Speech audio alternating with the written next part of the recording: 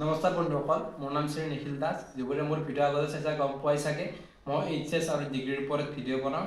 তো আজিৰ ভিডিঅ'টো এইচএছৰ বাবে, যিসকলে অসমীয়া এতিয়াও পঢ়া হোৱা নাই, যিহেতু পৰীক্ষাৰ মাজত মাত্ৰ এমাহ আছে, তো অসমীয়া কেনেদৰে পঢ়িবা। এতিয়া বহুতৰে অসমীয়া এটা ফাৰ্ষ্ট চিলেবাছ হয় আৰু অসমীয়া এখন কোৰ ছাবজেক্ট। যদি অসমীয়াত নম্বৰ কম পায় তেনেহ'লে গোটেই ৰিজাল্টটো টোটেলি বেয়া হ'ব। গতিকে তোমালোকে কি কৰিব লাগিব, অসমীয়া কেনেদৰে পঢ়িব লাগিব তাৰ ওপৰত আজি সম্পূৰ্ণ ভিডিঅ'টো। গতিকে তোমালোকে ভালদৰে চাই থাকা আৰু ভালদৰে বুজি ল'বা আৰু সেই পইণ্টবোৰ ফ'ল' কৰিলে নিশ্চয় তোমালোকৰ ভাল হ'ব। তো আজিকালি অসমীয়া মানে বহুতে কয় যে অসমীয়া বহুত এটা সহজ ছাবজেক্ট, বহুতে এনেদৰে ভাবে।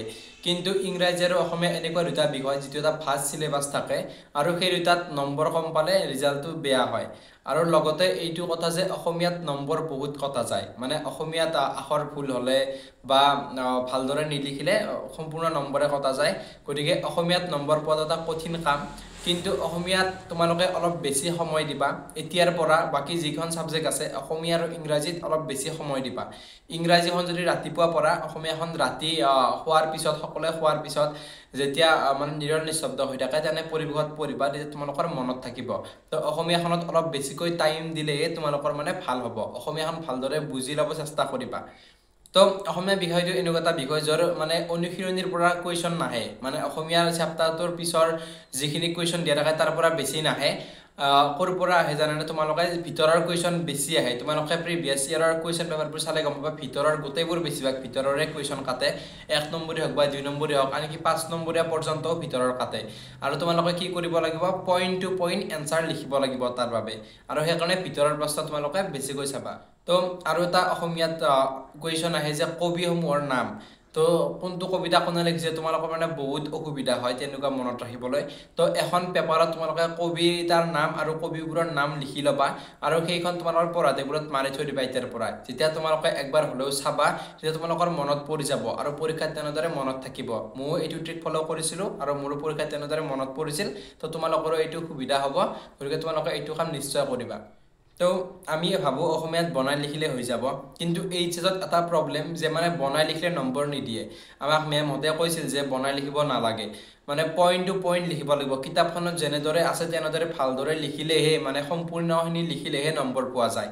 অসমীয়াত এইটো বহুত মেটাৰ কৰে যে পইণ্ট টু পইণ্ট এনচাৰ লিখা। কিতাপত যিখিনি আছে সেইখিনি ভালদৰে লিখিলে হৈ যাব, বেছি আৰু বনাই লিখিলে তাত নম্বৰ পোৱা নাযায়। আৰু লগতে তোমালোকে গল্প আৰু কবিতাৰ যিবোৰ সাৰাংশ থাকে, সাৰাংশত কিছুমান কুৱেশ্যন, ভিতৰৰ কুৱেশ্যন থাকে, সেইবোৰ তোমালোকে পঢ়িব লাগিব। ধৰা ৰামধেনু আলোচনীৰ সম্পাদক কোন আছিল, এইবোৰ যে কুৱেশ্যন আছে কবিতাসমূহৰ মাজে মাজে, সেইবোৰ কুৱেশ্যনসমূহ তোমালোকে ভালদৰে চাবা।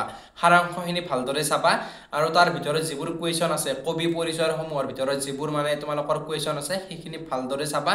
তেতিয়া তাৰ পৰা নিশ্চয় কমন পৰিব আৰু তাৰ পৰা বেছি নম্বৰ আহিবই।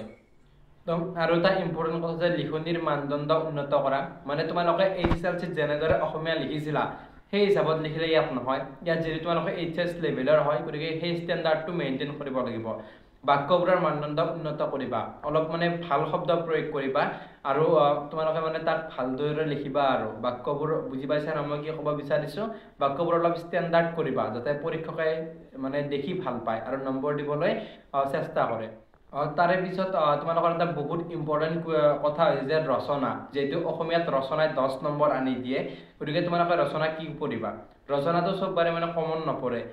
কিছুমান ৰচনা এনেকুৱা দিয়ে মানে কাৰেণ্ট টপিকৰ ওপৰত আহে। তো সেইবোৰ ৰচনা তোমালোকে কি কৰিবা, তাতে পইণ্ট পইণ্টকৈ দিয়া থাকে, সেই পইণ্টবোৰ নিজে বনাব লাগিব। ৰচনাসমূহ এনেকৈ তোমালোকে মানে ভালদৰে পঢ়িবা যাতে তোমালোকে বেলেগ এখন আহিলেও বনাই লিখিব পাৰা। ৰচনাৰ বাছ তোমালোকে মেইন কথাখিনি চাবা যে ক'ত কেনেদৰে লিখিব লাগে। প্ৰথমতে আৰম্ভণি দি তাৰপিছত উদ্দেশ্য, তাৰপিছত সেইটোৰ বিষয়ৰ মেইন বিষয়টো লিখিব লাগিব, শেষৰ এটা সামৰণি দিব লাগিব। তেনেদৰে তোমালোকে মেইন ষ্ট্ৰাকচাৰটো চাবা আৰু তাৰে পিছত ভালদৰে তোমালোকে লিখিব লাগিব। আৰু তোমালোকৰ কমন নপৰিলে কি কৰিবা? কমন নপৰিলে তোমালোকে নিজে বনাব লাগিব, তাৰ বাহিৰেতো একো উপায় নাই।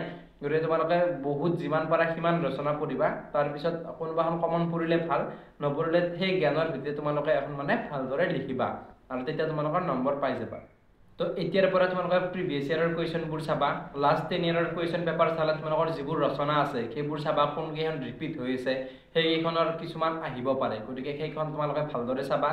আৰু এতিয়াৰ পৰা টাইম মেনেজমেণ্ট কৰাৰ বাবে মই কিছুমান উপায় দিম নেক্সট ভিডিঅ'ত, তোমালোকে সেইটো ভিডিঅ' চাবা। টাইম মেনেজমেণ্ট কেনেদৰে কৰিব লাগিব বা পৰীক্ষা হলত কেনেদৰে 3 ঘণ্টাত পেপাৰ সমাপ্ত কৰিব লাগিব, বহুতে হয়তো সমাপ্ত কৰিব পৰা নাই, প্ৰি ফাইনেল গ'ল, তোমালোকে বহুতে হয়তো পৰা নাই যে 3 ঘণ্টাত কমপ্লিটেড নহ'ল, তো কেনেদৰে কমপ্লিট কৰিবা তাৰ ওপৰত ভিডিঅ' বনাম। লগতে যিবোৰ নোটছ আছে এতিয়াৰ পৰা মই নোটছৰ ভিডিঅ' দিম। তোমালোক কি অসমীয়াৰ নোটছ লগা আছে মোক জনাবাচোন। ইংৰাজীৰ বহুতে জনাইছা, ভাল লাগিছে। মই ইংৰাজীৰ নোটছখিনি প্ৰিপেয়াৰ কৰি আছোঁ। লগতে অসমীয়া যিবোৰে মানে কি নোটছ লাগে, প্ৰয়োজন হৈছে সেইখিনি জনাবা।